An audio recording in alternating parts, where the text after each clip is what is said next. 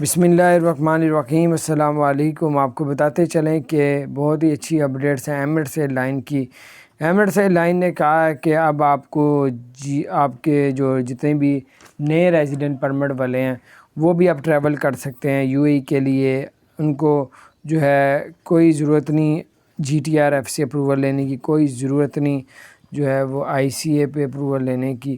Resident permit والے ہیں تو ویکسین بھی نہیں لگائی تو وہ بھی آپ لوگ انفارمیشن لے کے اس کے باوجود بھی ٹریول کر سکتے ہیں اگر ویکسین نہیں بھی لگائی تو۔ بہرحال وہ جو باقی پروسیجر ہے کہ آپ نے 48 گھنٹے سے پرانا PCR ٹیسٹ نہ ہو، اور جو ہے ایئرپورٹ میں ریپڈ ٹیسٹ ہوتا ہے PCR کا۔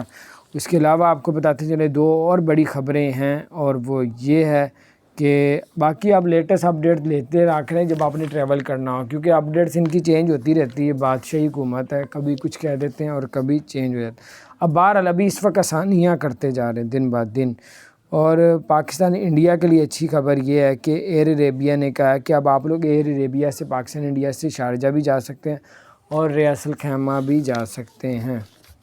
اور آپ کو یہ بھی بتاتے چلیں کہ ابوظہبی حکومت نے کہا ہے کہ اگر آپ لوگوں نے 2 ویکسین لگوائی ہوئی ہیں، الحسن ایپ میں اپنے آپ کو درج کرایا، گرین اپروول ہے یا بلو سٹار اپروول ہے، تو آپ دبئی ایئرپورٹ سے، شارجہ ایئرپورٹ سے اگر ابوظہبی آتے ہیں تو آپ کو PCR ٹیسٹ کی ضرورت نہیں پڑے گی۔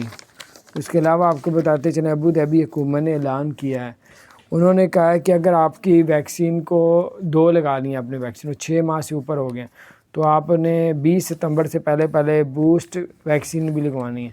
تو اگر نہیں لگوائیں گے تو آپ کی ٹریولنگ میں پابندی لگ جائے گی، بڑی آپ کے اور بھی معاملات میں پابندی لگا دے گی۔ بوسٹ ہوتا ہے کہ آپ نے جو پہلے ویکسین لگوائی ہے اس کو بوسٹ کیا جاتا ہے کہ وہ ایکٹیو رہے، تاکہ بیماری کے خلاف جو ہے وہ اپنا کام کرتی رہے۔ دوبارہ یہ کچھ اپڈیٹ تھی، 20 ستمبر سے پہلے وہ بوسٹ ویکسین بھی لگانی پڑے گی۔